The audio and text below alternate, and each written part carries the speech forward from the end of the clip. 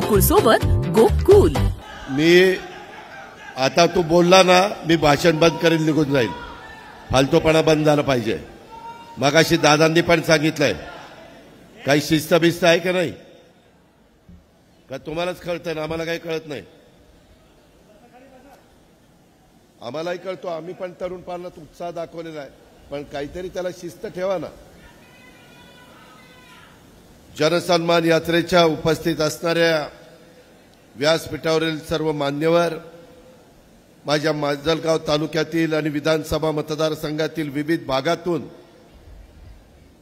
इथं राष्ट्रवादी काँग्रेस पक्षाला आशीर्वाद देण्याच्या करता आलेले, भक्कम पाठिंब्याकरता उपस्थित राहिलेल्या सर्व माझ्या मायमाऊली, लेकी, बहिणी, बांधव यांचा सर्वांचं मी स्वागत करतो आणि इथं उपस्थित असणाऱ्या स्त्री शक्तीला देखील मी अभिवादन करतो।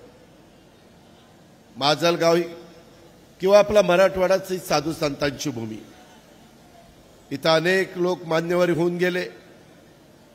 त्या सर्व मान्यवरांना मी अभिवादन करतो। माजलगाव वासियांचं ग्रामदैवत श्री सिद्धेश्वर पुरुषोत्तमपुरीत पुरुषोत्तम, केसापुरीच्या केशवराज मंदिरातला धाकटा पांडुरंग यांना सर्वप्रथम वंदन करतो। शिवशाहू फुले आंबेडकर यांच्यासह लोकशाहीर अण्णाभाऊ साठे, भारतरत्न मौलाना आझाद, राजमाता जिजाऊ, पुण्यश्लोक अहिल्यादेवी होळकर, क्रांतिज्योती सावित्रीबाई फुले या सर्वांना देखील मी अभिवादन करतो। माजलगावची आणि आपल्या बीड जिल्ह्याची भूमी ही देवदेवतांची, संत महात्म्यांची, महापुरुषांची भूमी। भगवान श्री कानकालेश्वराची, श्री खंडेश्वरीची, मन्मथ स्वामींची, विमलनाथांची भूमी, अंबेजोगाईच्या योगेश्वरी देवीची ही भूमी, कुलस्वामिनी सटवाई देवीची ही भूमी, 12 ज्योतिर्लिंगापैकी असलेल्या परळी प्रभू वैजनाथाची भूमी, दासोपंत महाराजांची भूमी, या समस्त देवदेवतांच्या चरणी मी सुरुवातीलाच वंदन करतो। बीड जिल्ह्याच्या विकासासाठी आणि आपल्या महाराष्ट्राच्या सर्वांगीण विकासासाठी काम करत राहण्याची महायुतीच्या सरकारला बळ दे, असं साकडं देखील आपल्या सर्वांच्या साक्षीनं मी या देवदेवतांच्या चरणी पहिल्यांदा घालतो, अर्पण करतो।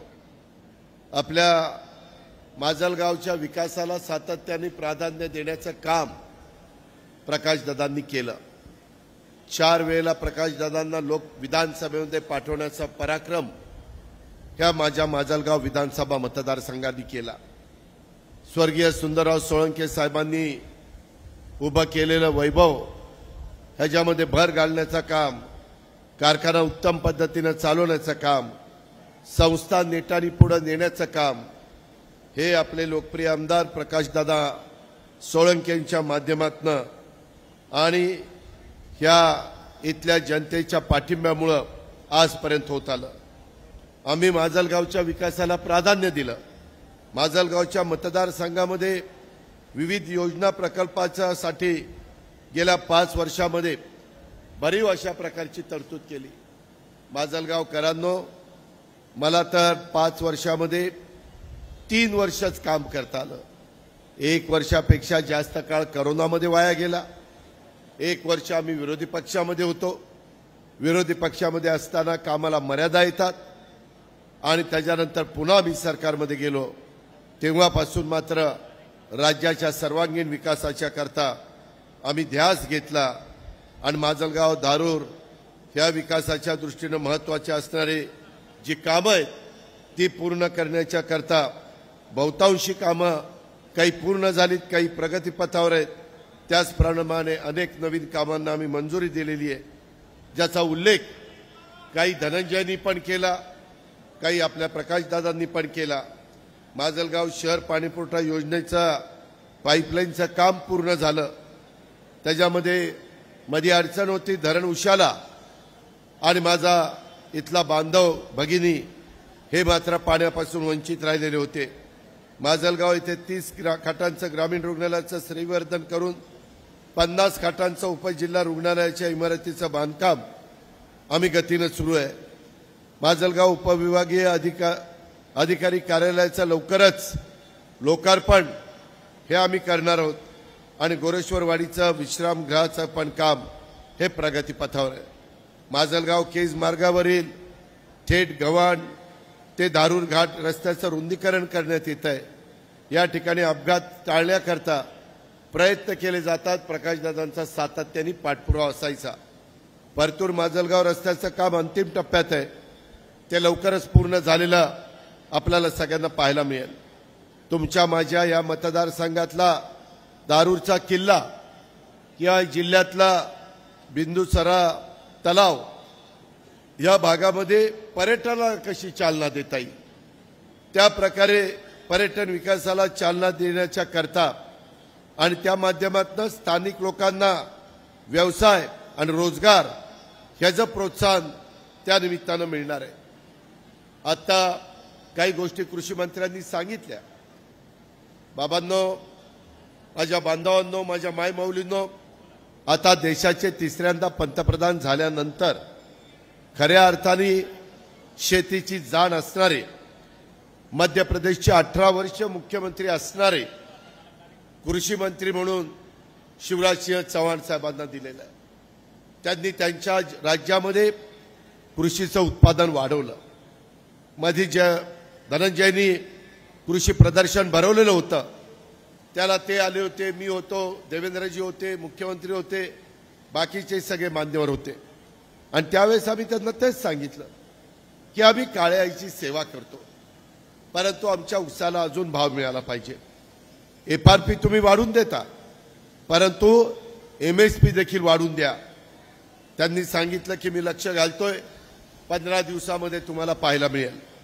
आम्ही कांदा निर्यात बंदी होती, माझा कांदा उत्पादक शेतकरी अडचणीत होता, मायमालू नाराज होती। आम्ही त्यांच्या मागे लागून केंद्र सरकारला सांगितलं आता तिसऱ्यांदा तुम्ही आलाय, आता आमच्या बळीराजाला नाराज करता कामा नये, तुम्ही ती बंदी उठवा। ती बंदी उठवली, कांद्याचे भाव वाढले। आपल्या इथं सोयाबीन, कापूस, ऊस अशा प्रकारची पिकं होतात, इतरही होतात, नाही असं नाही, पण ही पिकं आपण प्राधान्याने करतो। ऊसाचा उल्लेख मी केला। मी यावेळेस मीटिंग घेऊन यंदा कारखाने 15 नोव्हेंबरला सुरू करण्याच्या बद्दलचा निर्णय दिला। त्यामध्ये निवडणुका देखील होऊन जातील।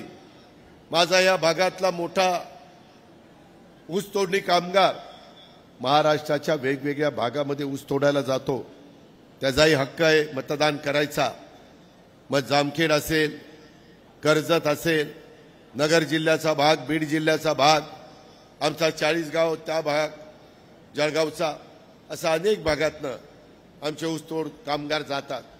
त्याच्यामध्ये देखील चांगल्या पद्धतीनं स्वर्गीय मुंडे साहेबांच्या नावानी ज्यावेळेस मागच्या टर्मला नाही, मागच्या मंत्रिमंडळामध्ये धनंजय मंत्री असताना लोकनेते गोपीनाथ मुंडे ऊसतोड कामगार कल्याण महामंडळ स्थापन केलं आणि त्याचा फायदा माझ्या बीड जिल्ह्याला कसा होईल याबद्दलचा प्रयत्न आपला चाललेला आहे।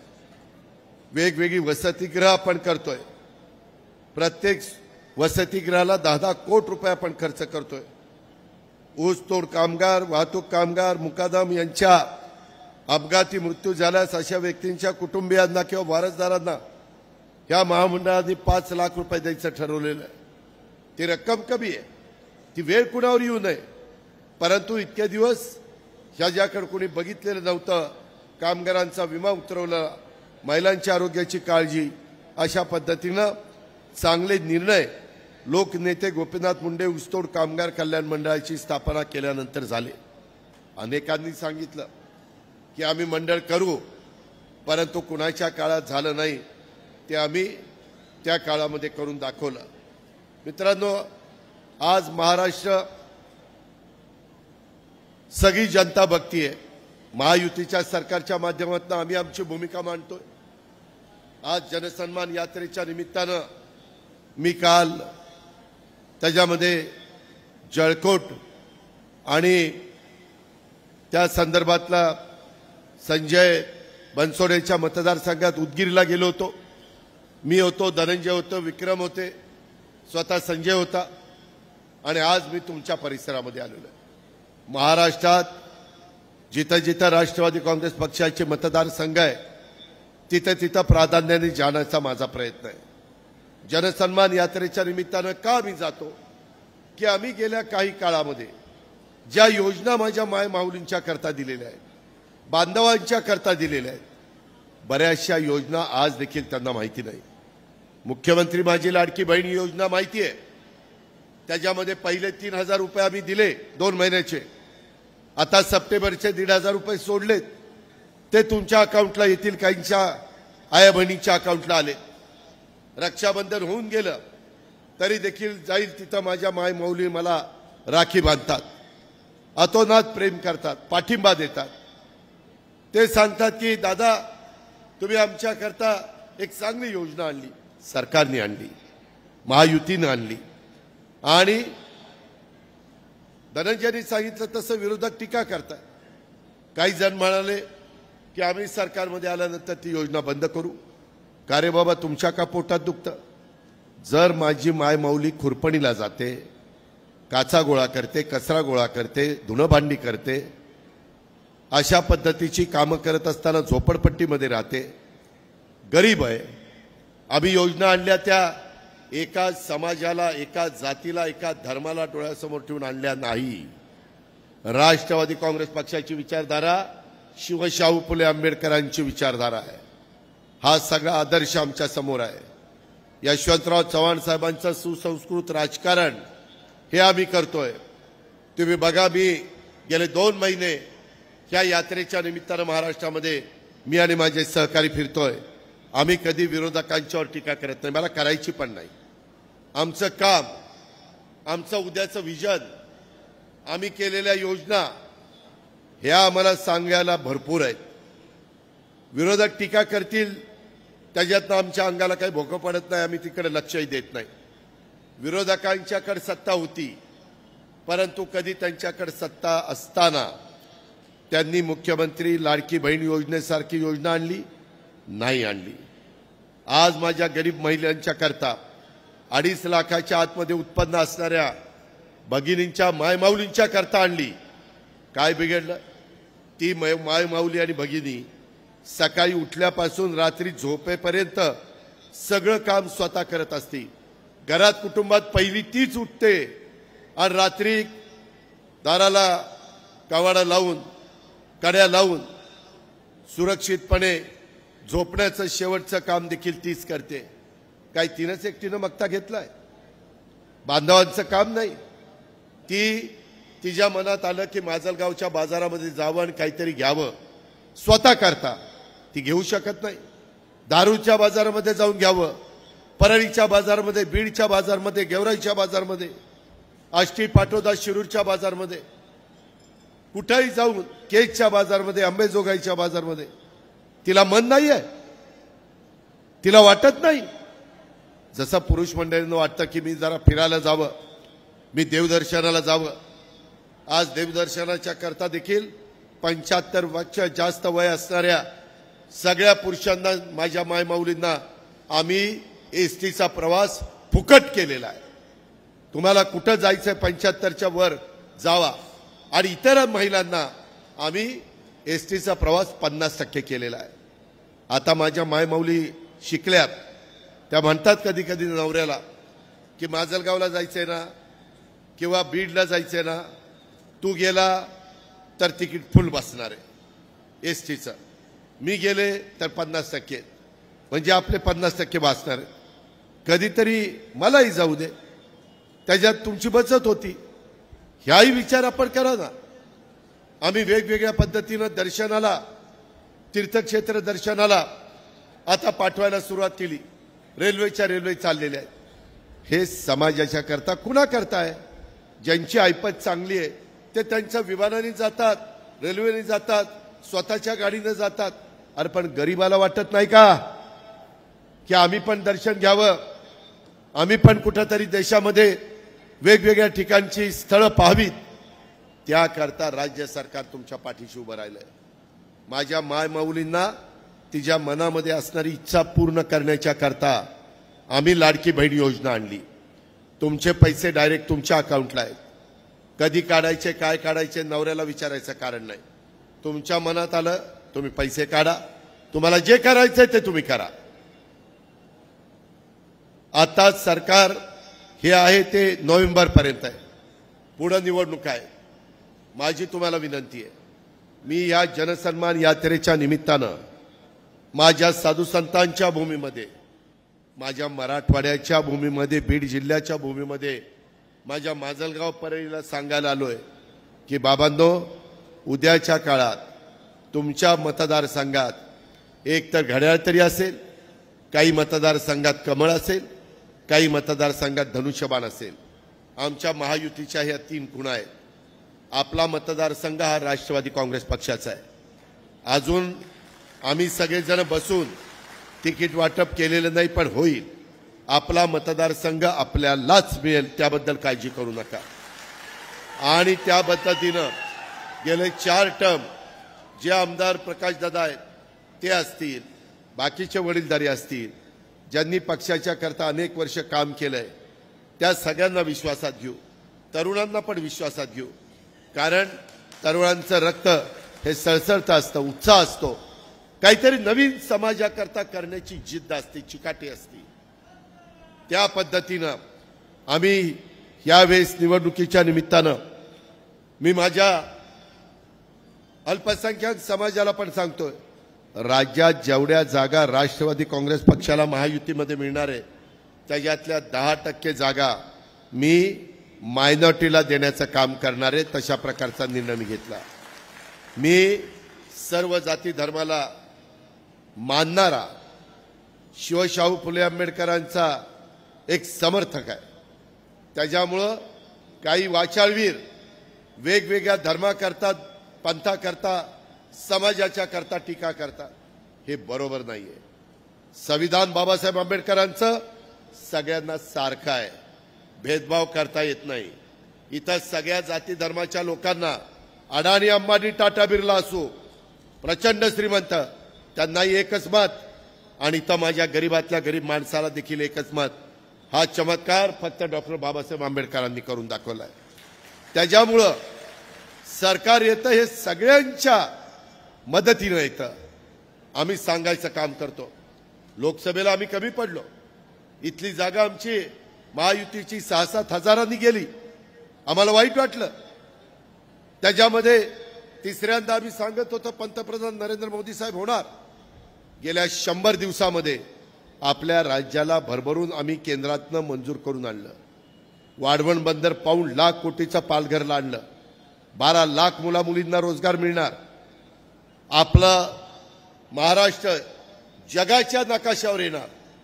माजलगावकरांनो, जगात जेवढी बंदरं आहेत त्याच्यात पहिल्या 10 बंदरामध्ये त्याचा उल्लेख होणार आहे। अशा पद्धतीचा एक दूरदृष्टी ठेवून आम्ही या राज्याला पुढे देतोय। पाण्याच्या बद्दल आमच्या प्रकाशदादांनी सांगितलं, आम्ही कॅबिनेटमध्ये अनेक महत्त्वाचे प्रकल्प माझ्या मराठवाड्याच्या पाण्याच्या संदर्भात, माझ्या विदर्भाच्या पाण्याच्या संदर्भामध्ये हे आम्ही मंजूर केलेले, ज्याचा उल्लेख दादांनी केला। माजलगावचं धरण हे कधी कधी भरत नाही, जायकवाडीच्या कॅनॉलचं पाणी सोडावं लागतं आणि नंतर आपलं धरण भरतं। शेवटी पाण्याशिवाय जीवन नाही। त्याकरता काही लोक माझे तिथं मासेमारी करतात, पिण्याला पाणी जातं, शेतीला पाणी जातं, काही उपसा सिंचन योजना करायच्या, त्याचा पाठपुरावा राष्ट्रवादी काँग्रेस पक्ष करतोय। त्याला निधी देण्याचं काम अर्थमंत्री म्हणून मी करतोय, जलसंपदा मंत्री या नात्याने देवेंद्र त्यांना फडणवीसची मान्यता देतोय। ह्या पद्धतीने आम्ही चाललोय। रस्त्यांची कामं करतोय, पुलांची कामं करतोय, वंदे भारत ट्रेन सुरू करतोय, नॅशनल हायवेची मोठी कामं चाललेली आहेत। ते केल्याशिवाय गत्यंतर नाही, कारण रेल्वेचं पण जाळं झालं पाहिजे, शहरी भागामध्ये मेट्रोचं जाळं झालं पाहिजे, वेगवेगळ्या भागामध्ये विमानतळं झाली पाहिजे। माझी धनंजय मुंडे तुम्हाला विनंती आहे, अजूनही तुम्ही मला सांगा, माझ्या नांदेडमध्ये विमानतळ आहे, संभाजीनगरला आहे, उस्मानाबादला आहे, लातूरला आहे, पण माझ्या बीडला नाहीये, माझ्या परभणीला नाहीये. हिंगोली ठीक आहे, लहान जिल्हा आहे. हिंगोली नांदेडला लागू नये, त्यांना नांदेडचं सोपं पडतं. त्याकरता इथं चांगल्या प्रकारे मोठं विमान उतरेल अशा पद्धतीनं तुम्ही जमीन पहा. धनंजय मुंडे, तुम्ही आणि इतर सहकारी, आपल्याकडं चांगलं विमानतळ झाल्याशिवाय उद्योगपती विमानं घेऊन येणार नाहीत. आपल्याकडे कारखानदारी वाढवायची असेल, एमआयडीसी वाढवायची असेल तर त्यांना विमानतळाची व्यवस्था लागते. ते लोक दिल्लीत किंवा मुंबईत राहतात, तिथनं विमान घेऊन सकाळी येतात, दिवसभर कारखान्याचं बघतात आणि संध्याकाळी पुन्हा विमान घेऊन परत जातात. जिथं जिथं विमानतळ झाली, नागपूर घ्या, कोल्हापूर घ्या, संभाजीनगर घ्या, नाशिक घ्या, पुणे घ्या, त्या त्या ठिकाणी मोठ्या प्रमाणावर बदल झाला, कायापालट झाला, इंडस्ट्री आली, स्थानिकांना काम मिळालं. किती दिवस माझ्या बीडच्या जिल्ह्यातल्या तरुणांनी आणि माझ्या मायमाऊलींनी ऊस तोडायला तिकडे जायचं? दुसरा व्यवसाय त्यांनी करू नये का? स्वतःचं काहीतरी एक उत्पन्नाचं साधन त्यांनी निर्माण करायला त्यांना वाटत नाही का? वाटतं, पण त्याकरता हे इन्फ्रास्ट्रक्चर महत्वाचं आहे. सगळ्यात महत्वाचं पाणी, आणि त्या पाण्याच्या मध्ये आम्ही लक्ष दिलेलं आहे. त्याच्यामध्ये वॉटर ग्रीड ह्याला आम्ही चालना दिलेली आहे. निधी उभा करता येतो. माजलगावकरांनो, आज जगातल्या काही राष्ट्रांच्याकडे एवढा पैसा आहे, तुम्ही तुमचे पैसे बँकेत ठेवता त्यावेळेस बँक तुम्हाला व्याज देते. त्यांचे पैसे बँकेत तिथे ठेवायला त्यांना बँकेला व्याज द्यावं लागतं. बाबा आमचे पैसे ठेव, असं तिथली परिस्थिती आहे. 0.5% जपान सारखं गव्हर्नमेंट निधी त्या ठिकाणी देतं. अहमदाबाद मुंबई रेल्वे 1.25 लाख कोटीची 0.5% पैसे दिले, 1.25 लाख कोटी. अशा पद्धतीने आम्ही पुण्यामध्ये 1000 कोटी रुपयाचा नदी जलसुधार प्रकल्प, तशा पद्धतीने ह्याही प्रकल्पांना मोठा निधी लागणार आहे. आणि तो निधी मिळवण्याची धमक आणि ताकद ही महायुतीच्या सरकारमध्ये, केंद्राच्या सरकारमध्ये, त्याकरता महायुतीचं सरकार आलं पाहिजे. त्याकरता घड्याळाच्या चित्राच्या शेजारचं बटन आपण उद्याच्या निवडणुकीच्या करता दाबलं पाहिजे. ह्याच्यातनं राज्याचं भलं होणार आहे, तुमचं भलं होणार आहे. तुम्हाला दिलेल्या योजना पुढे आम्हाला 5 वर्ष चालवायच्या, ज्याचा उल्लेख वीज माफीचा आमच्या धनंजयनी केला. लवकरच 8-10 दिवसात तुम्हाला बिल पाहायला मिळेल. तुमचं नाव, तुमचा मोटारची किती हॉर्स पॉवर, 3, 5, 7.5, आणि मागचं बिल 0, चालू बिल 0, पुढचं बिल 0, झिरोचं तुम्हाला आम्ही त्या ठिकाणी बिल देणार आहे. बघा, मी बोलतो तसा वागतो. हा अजितदादाचा वाद आहे, मी शब्दाचा पक्का आहे. मायमाऊलींनो, आता तुम्हाला जो काही आता सप्टेंबरचे पैसे सोडलेत, आमचीच मुलगी आदिती तटकरे त्या खात्याची मंत्री आहे. आत्ताच येताना विक्रमला विचारा, मी फोन लावला होता तिला आणि तिला सांगितलं की लवकर पैसे ते सगळे संपवा.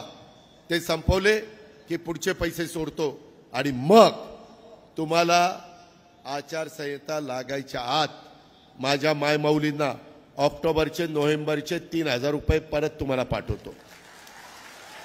जसं माझ्या रक्षाबंधनला आम्ही 3000 रुपये दिले, महायुती सरकारने दिले, तसं भाऊबीज आहे. भाऊबीजेला पण माझ्या बहिणीला, माझ्या मायमाऊलीला मी खाली हाताने पाठवणार नाही, तिला ओवाळणी देणार म्हणजे देणार. हा माझा वादा आहे. हे सांगायला मी जनसन्मान यात्रेच्या निमित्तानं जातो. मायमाऊलींनो, सगळ्यांना सांगा घरी जाऊन, काही घरामध्ये दोघींना पैसे येत आहेत. 18 दुने 36,000 वर्षाचे, त्याच्यामध्ये बिल माफ केलंय, त्याची 10,000 रुपयाची बचत झाली. मगाशी धनंजयनी सांगितलं त्याच्या खात्यातनं 6,000, मोदी साहेबांच्याकडनं 6,000, ते 12,000 रुपये आम्ही आमच्या बांधवांना, शेतकऱ्याला देतोय. अशा पद्धतीनं वेगवेगळ्या प्रकारे 60 ते 70,000 रुपये हे एका कुटुंबामध्ये जात आहे. हे काम फक्त महायुतीचं सरकारच करू शकलं. याची खुणगाट मनाशी बाळगा. त्याच्यामध्ये जसं कांदा निर्यात बंदी केली, निर्यात बंदी उठवली, तसं तांदूळाची निर्यात बंदी उठवली. का तर भाताला भाव मिळावा, धानाला भाव मिळावा, तांदळाला भाव मिळावा. ऊसाच्या बद्दल देखील दर कसे वाढतील तो प्रयत्न आमचा चाललेला आहे. तुम्ही काळजी करू नका. सोयाबीन उत्पादकाला दर कमी झाले. काल धनंजयला विचारा, परवा दिवशीच्या कृषी भूषण पुरस्काराच्या निमित्तानं 2,500 कोटी रुपये सोडले की नाही? 2,500 कोटी, 49 लाख खातेदारांच्या खात्यावर कापूस आणि सोयाबीनचे 2,398 कोटी रुपये वितरित केले. एकूण संख्या 96 लाख आहे. पोर्टरवर आली 68 लाख. त्याच्यामध्ये बीड जिल्ह्यामध्ये एकट्या 10% रक्कम ही बीड जिल्ह्यामध्ये जाते. एकट्या बीड जिल्ह्यामध्ये 4,22,000 शेतकऱ्यांना 160 कोटीचं वितरण केलेलं आहे. आणि अजूनही पैसे आम्ही देतोय. शेवटी माझा शेतकरी कष्ट करतो ना, कायाची सेवा करतो, पण निसर्गाने जर गावकृपा आणली तर काय करणार तो? काल 30 तारीख होती. काय झालं? माझ्या उस्मानाबाद लातूर जिल्ह्यामध्ये ज्यावेळेस भूकंप झाला, होत्याचं नव्हतं झालं. परत ती कुटुंब उभी करताना एक पिढी गेली. तशा पद्धतीनं कधी गारपीट होते, कधी अवकाळी पाऊस पडतो, कधी दुष्काळ पडतो. आता पीक चांगलं आलंय, तोपर्यंत काही ठिकाणी जी बदा पडते, थांबायलाच तयार नाही. अक्षरशः पिकं पाण्यात गेली, ज्याचा उल्लेख आमच्या कृषी मंत्री धनंजय मुंडेंनी केला. हे केलं पाहिजे. एनडीआरएफ मधनं मदत मागितली पाहिजे. भारत सरकारकडनं आम्ही मदत मागू शकतो. उद्या विरोधक आले, काय म्हणतील?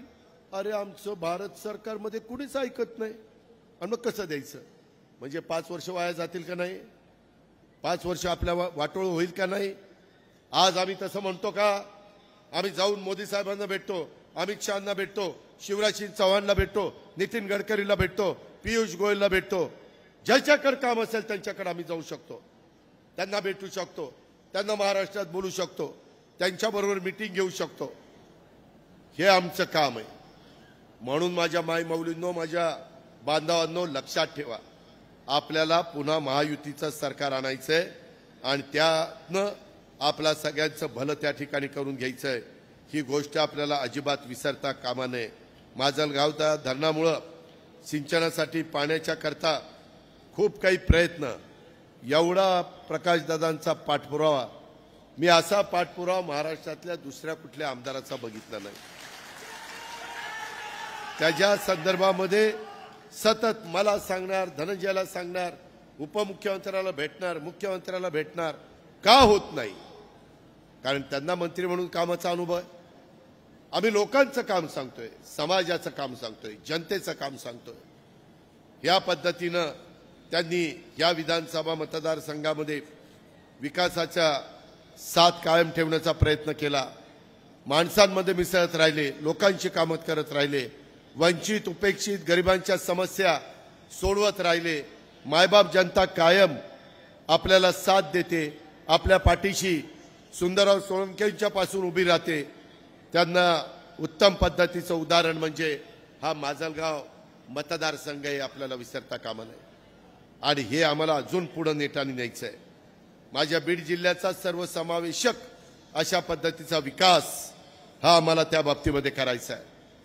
मला माझ्या मुस्लिम बांधवांना सांगायचं आहे, काही वाचाळवीर अतिशय वाईट बोलतात, आम्ही त्याला विरोध करतो, आम्ही त्यांच्या संदर्भातल्या केसेस दाखल करा असं सांगतो.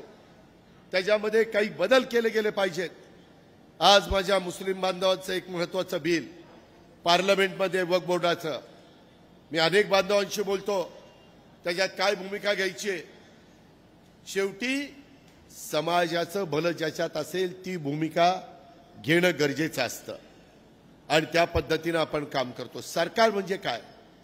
लोकाभिमुख सरकार म्हणजे लोकांचे प्रश्न सोडवणारच सरकार. आणि त्याच्यातून मला मातक समाजाचे लोक भेटायचे, म्हणायचे दादा बार्टी आहे आमच्याकरता आहे, परंतु नवबौद्धांना जास्त फायदा होतो, आम्हाला थोडी अडचण येते, आम्हाला दुसरं काहीतरी काढा. आम्ही आमच्या मागासवर्गीय समाजाच्या करता बार्टी होतं, त्याच्यातनं मातंग समाज बाजूला काढला, त्यांच्याकरता आरटी काढलं, आदिवासी समाजाच्या करता टार्टी काढलं. माझा मुस्लिम समाज म्हणला की दादा तुम्ही बहुजन समाजाच्या करता सारथी काढलं, इतर मागासवर्गीय समाजाच्या करता तुम्ही महाज्योती काढलं, काही वर्गाकरता तुम्ही अमृत काढलं. आम्ही काय केलं? आम्ही भारतीय होतो, आम्ही ह्या मातीतले आहोत, आम्हाला अभिमान आहे आमच्या भारताचा. आम्ही पण या देशाला या राज्याला पुढे नेण्याच्या करता प्रयत्न करतो. त्यांच्याकरता मार्टी काढलं आणि त्याही समाजाला एक न्याय देण्याची भूमिका आम्ही घेतली. 1000 कोटी रुपये भाग भांडवल मौलाना आझाद महामंडळाला आम्ही त्या ठिकाणी केलं. अल्पसंख्याक विभागाला निधी दिला, काही ठिकाणी शादीखाने करण्याकरता, काही ठिकाणी दफनभूमीला वॉल करण्याकरता, जे जे त्यांच्याकरता गरजेचं आहे, उर्दू शाळा उभ्या करण्याकरता ते करण्याचा आमचा प्रयत्न झाला. आम्ही निधी दिला. काँग्रेसने नुसती मतं घेतली, आत्ताही मतं घेतली, आत्ता तुम्ही त्यांना मतं दिली, तो तुमचा अधिकार आहे, मी काही बोलणार नाही. पण मतं घेऊन देखील शिवसेनेनी वक्फ बोर्डाच्या बिलाच्या वेळेस वॉकआउट केला, तटस्थ राहिले. हे कसं चालेल? शेवटी तुम्ही ज्यांच्या जीवावर निवडून येता, ज्यांच्या मतावर निवडून येता, त्यांना निवडून आल्यानंतर तुम्ही विसरता. आम्ही तसं नाहीये. राष्ट्रवादी काँग्रेस पक्ष हा सर्वांना न्याय देण्याची भूमिका घेणारा पक्ष आहे. आज मी सरकारमध्ये गेलो ते विकासाच्या करता गेलो, निधीच्या करता गेलो, महाराष्ट्राला पुढे नेण्याच्या करता गेलो. जर कुठल्या समाजावर अन्याय झाला तर तो अन्याय दूर करण्याकरता गेलो.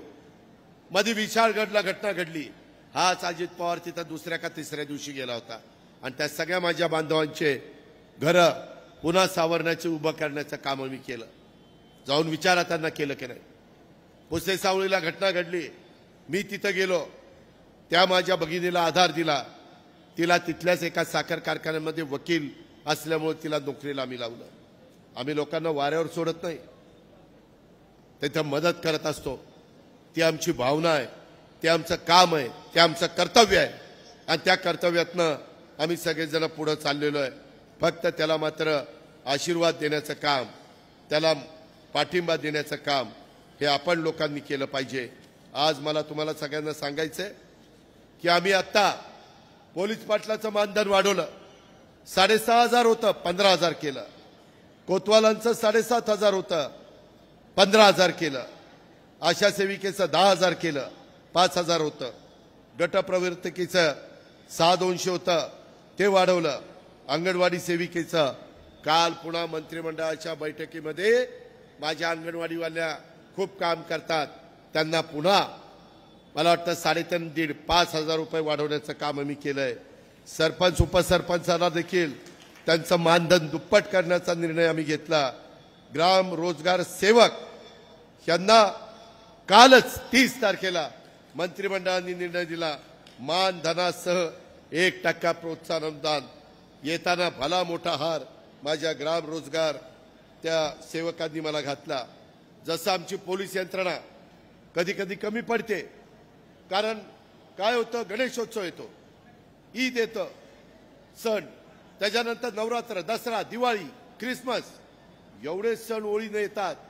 माझा हा पण माणूस आहे ना पोलीस, त्याला काहीतरी विश्रांती नको का?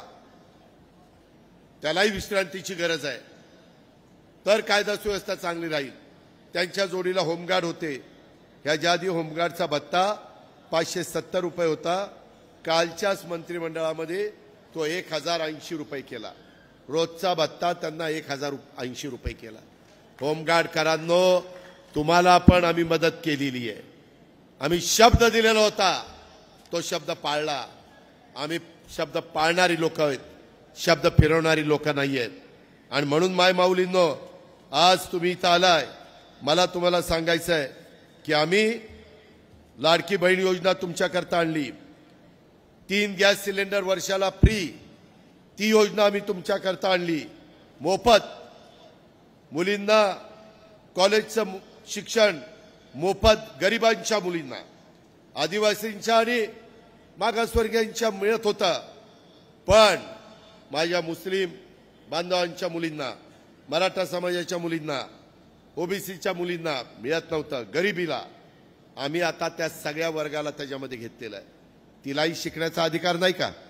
आई वडील गरीब आहे म्हणून काही तिने शिकायचं नाही? मग कसलं सरकार?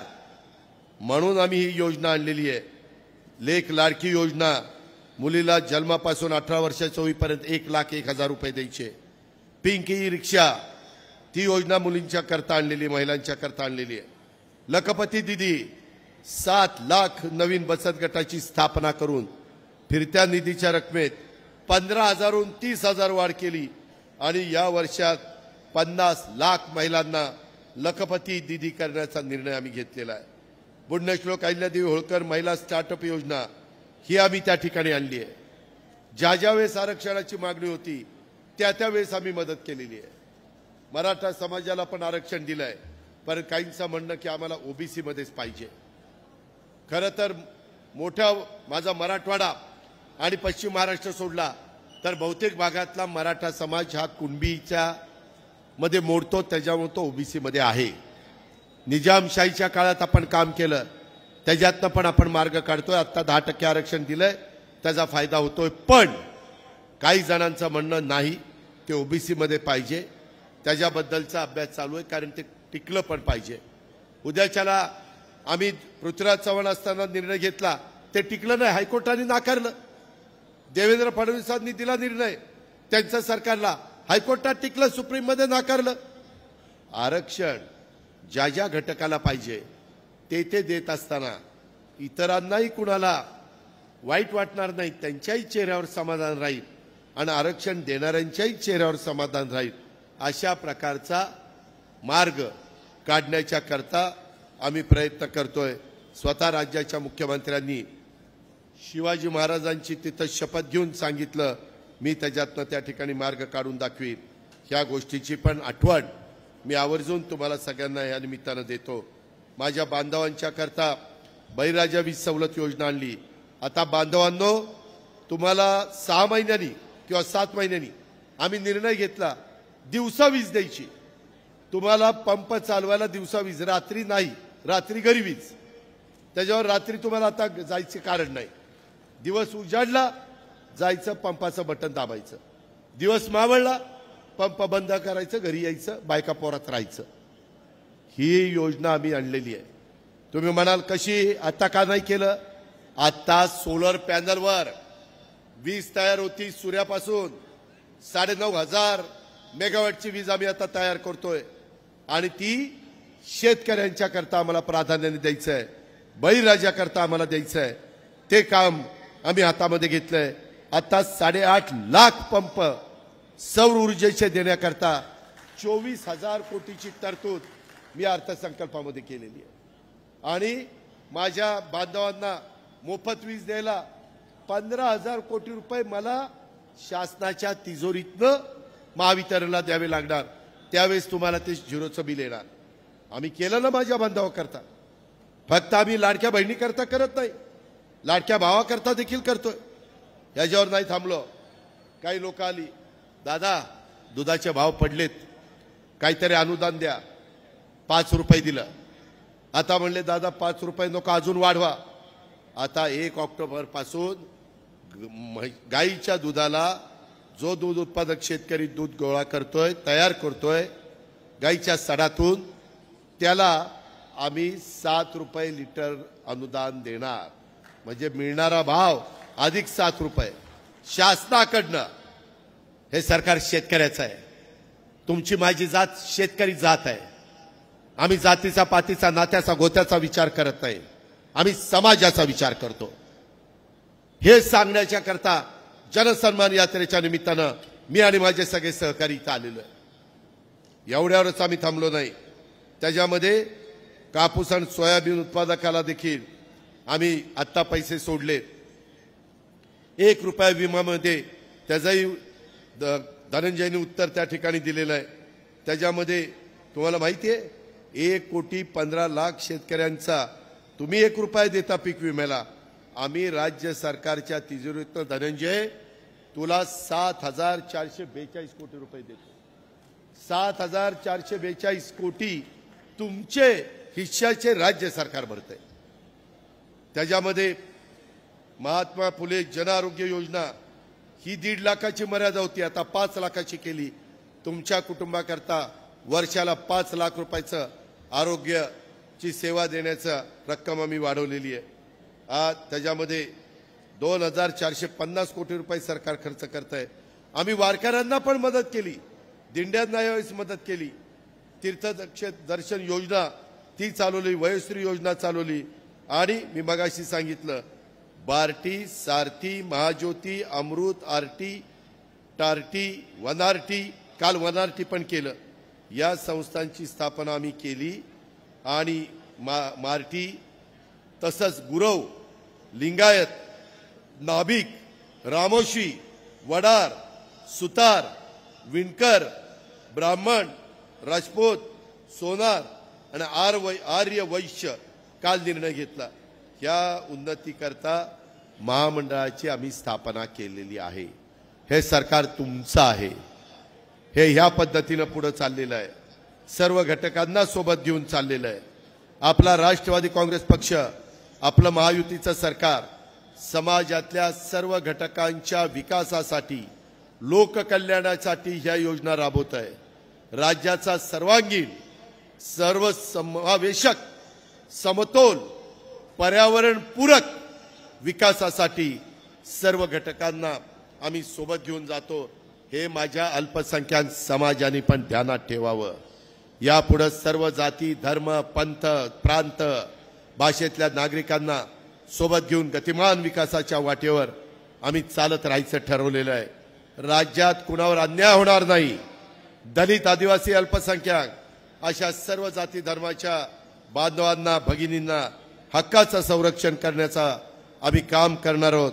महिलांनाही समाजात मान, सन्मान, आदर, संरक्षण, सुरक्षितता मिळेल आणि त्या सबल होतील, हे सर्व करण्याकरता सरकारमधला घटक म्हणून राष्ट्रवादी काँग्रेस पक्ष हा सातत्याने काम करत राहणार आहे, अशा प्रकारचा विश्वास मी तुम्हाला देतो।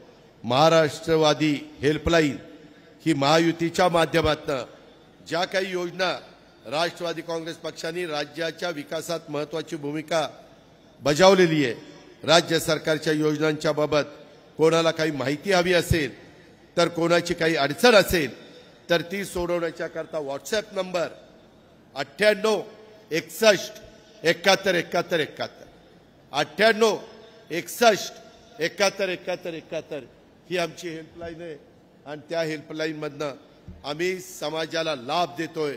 त्याच्यातनं समाजाला बळ मिळावं, समाज पुढे जावा, समाजाचं भलं व्हावं, हीच आमची सगळ्यांची भावना आहे। आपला महाराष्ट्र हे लोककल्याणकारी राज्य आहे। फक्त रस्ते, पूल, प्रशासकीय इमारती किंवा दळणवळण उभारणं एवढंच महत्त्वाचं नाही, तर जनतेच्या हिताच्या प्रगतीला प्रोत्साहन देणाऱ्या लोककल्याणकारी योजना राबवणं देखील गरजेचं आहे। म्हणून या महत्त्वाच्या योजना आम्ही राबवतोय। त्या दृष्टीनं आपलं महायुतीचं शासन कटिबद्ध आहे। राज्यातील प्रत्येक घटकाकरता योजना राबवण्यात येते। ह्याच्यातलं एक देखील मायचा लाल उठावा आणि सांगावं, दादा तुम्ही खोटं सांगता, ह्या योजनेचा फायदा मला होत नाही, असं कुणाचंच झालेलं नाही। 2.5 लाखाच्या आतमध्ये उत्पन्न असेल तर सगळ्या मायमाऊलींना आम्ही मदत करतो। जर बांधवांच्या करता देखील ह्या योजना आम्ही देतो। आपला महाराष्ट्र हा विविध सामाजिक घटकांच्यासाठी राबवण्यात येणाऱ्या योजनांचा लाभ हा त्यांच्यापर्यंत पोहोचवण्याच्या करता सर्वांनी प्रयत्न करणं आवश्यक आहे। राष्ट्रवादीच्या तरुणांना, तरुणींना पण मी सांगतोय, त्यांनी पण काम करणं गरजेचं आहे। आपण सर्वजण स्वतः देखील राज्य शासनाच्या योजनांचा लाभ घ्याल आणि इतरांना देखील माहिती द्याल, अशा प्रकारची अपेक्षा करतो। आणि जाता जाता एवढंच सांगतो, शेवटी उद्या राष्ट्रवादी काँग्रेस पक्षाला ही जागा सुटल्यानंतर तुमच्या मनामध्ये जो उमेदवार आहे त्या उमेदवाराला उमेदवारी दिली जाईल अशा प्रकारचा शब्द आपल्याला देतो। आपण प्रचंड संख्येने भर दुपारी इथं उपस्थित राहिला, माझ्या मायमाऊली उपस्थित राहिल्या, सर्वांना धन्यवाद देऊन नमस्कार करतो। जय हिंद, जय महाराष्ट्र, जय राष्ट्रवादी।